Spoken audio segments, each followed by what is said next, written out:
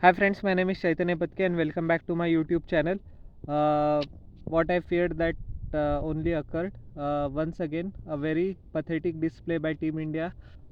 In the second game it was bowling, and in this game it was batting. Lack of intent, lack of confidence, or you can also say that overconfidence, and a disaster waiting to be happened, and that eventually is what happened.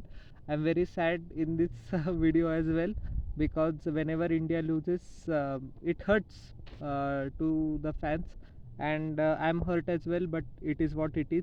India lose the third ODI by 21 runs and once again surrender itself before Australia.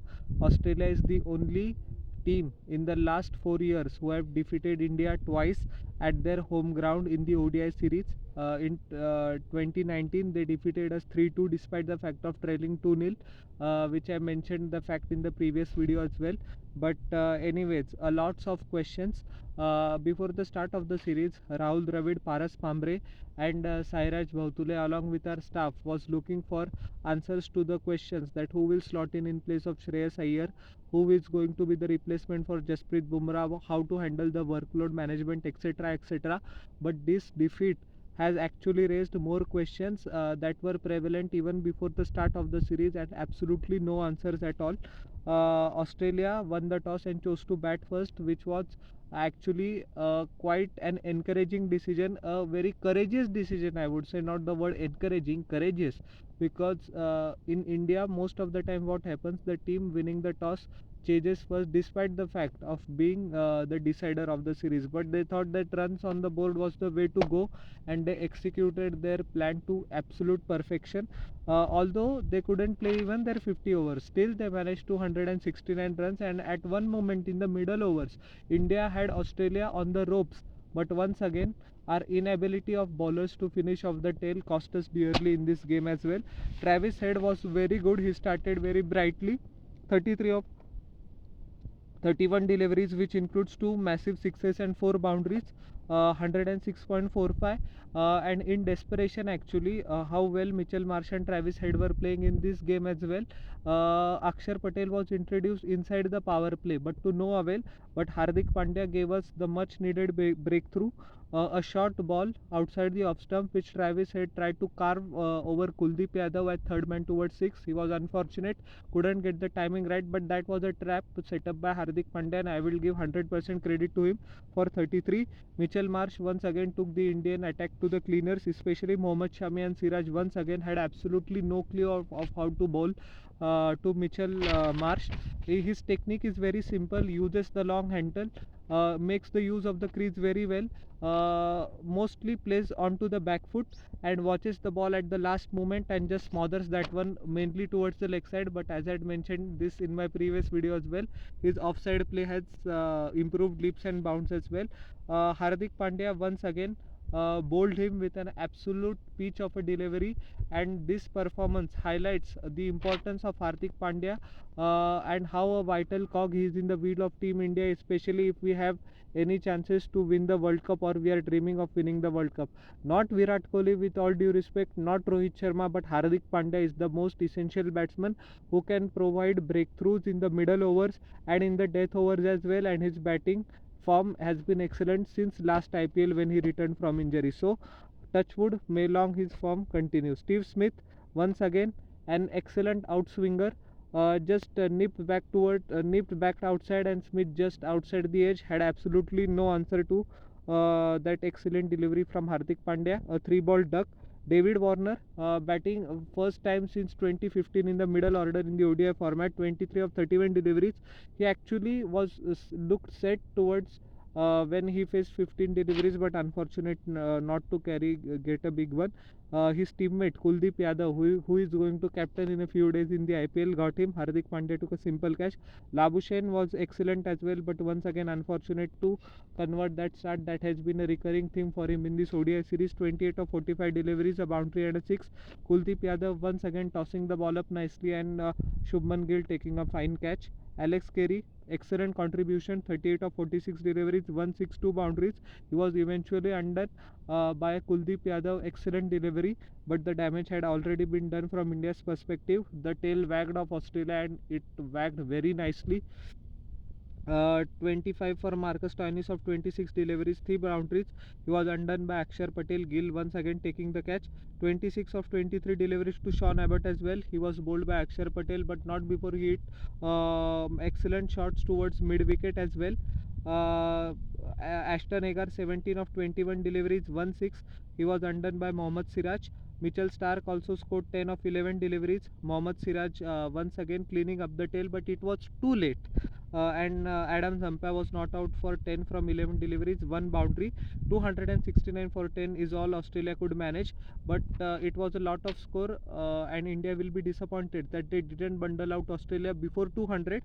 12 extras, 7 wides, 1 no ball. Shami was once again taken to the cleaners, and he could not finish his overs today. 6 by Mitchell Marsh especially, and also to some extent by Travis Head at the start of the power play. 6 over 37 runs, no wicket. Siraj 7 overs, 1 maiden, 37 runs, 2 wickets.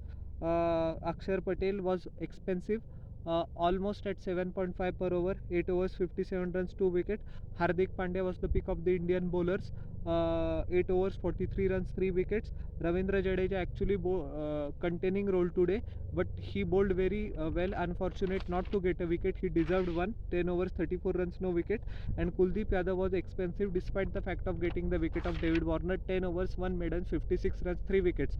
India a target of 270, which 99% of the people thought that was gettable. I also thought that, but our openers actually Rohit Sharma and Shubman Gill gave out a brilliant start. Sharma scored 30 of 17 deliveries, couple of sixes and couple of boundaries each, 176.47 strike rate.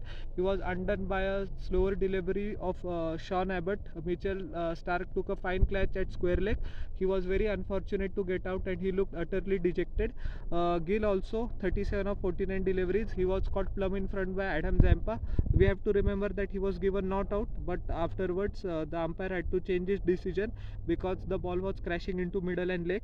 Virat Kohli scored 54 of 72 deliveries, 2 boundaries and a 6, but he actually never looked very comfortable, although everyone was sweating, but that he didn't look the usual Virat Kohli which we are accustomed to see over the years during chases.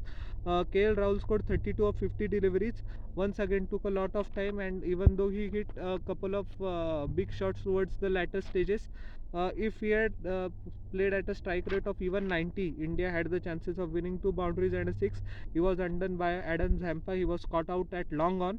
Hardik Pandya scored 40 of 43 deliveries, once again looked very good, but Adam ZAMPA doing the trick. He was caught by Steve Smith, and once again Adam ZAMPA showed that he was not able to show his class in the first delivery. First 2 matches, in the second match he just bowled 2 overs, but this time he showed that why he is one of the best leg spinners in the world, and why he is an asset for Australia to have in the World Cup, which is going to take place in India in October-November. Akshar Patel 2, he was run out by Steve Smith. A horrible confusion between Kohli and Akshar Patel. Sky once again, what can I say now, a hat-trick of golden ducks. He was bowled by Ashton Agar and he had a glee at his face. Pathetic run of form. And even if someone decides in gully cricket that they have to get out on the first ball itself, there it is also not possible. How the hell it is possible at the international level? But just a bad patch. And where is Sanju Samson? I'll just say this and I'll not go into further. Ravindra Jadeja once again couldn't trouble the scorers much. Adam ZAMPA eventually undone him. Kuldeep Yadav was bowled by a fuller off cutter by Marcus Stoinis, but it is very futile to expect Kuldeep Yadav to win us the match when our top order flopped so miserably. Shami 14 of 10, a boundary and a 6, but once again Stoinis got him. Clean bowled once again. The fireworks lasted only for a few moments, and Siraj was not out for 3. 12 extras, 248 all out in 49.1 overs.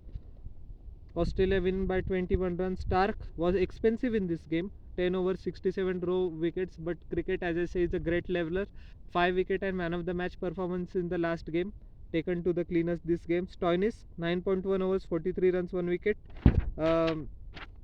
he was run out by Kuldeep Yadav was actually run out by Marcus Stoinis. I said that he was bowled, sorry for that mistake. Sean Abbott 10 overs 50 runs 1 wicket. Adam ZAMPA the pick of the bowlers, 9 overs 45 runs 4 wickets. He was rightfully adjudged the man of the match for his terrific performance.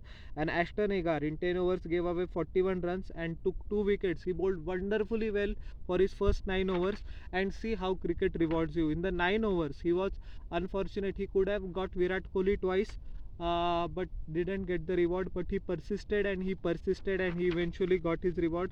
He eventually actually sucked in Virat Kohli into that. Virat actually will also be disappointed that he didn't commit himself to that shot. A dolly to David Warner at long off, and excellent channel, the ball that he bowled to Surya Kumar Yadav. I think even a batsman in form would have been unable to negate it. And Surya Kumar Yadav, a wonderful salute to Surya Kumar Yadav for his 3 consecutive ducks, a world record, and hopefully he won't continue in the ODI team. He will continue in the IPL. He's the best T20 batsman in the world, but bring back Sanju Samson. That's what I'm saying. And as I said at the start as well of my video, a lot of new questions have arisen, and the previous ones are still left to answer. Who will replace Shreyas Iyer in the middle order? Who is the replacement for Jasprit Bumrah? Who will carry his mantle of bowling in the death overs, etc., etc.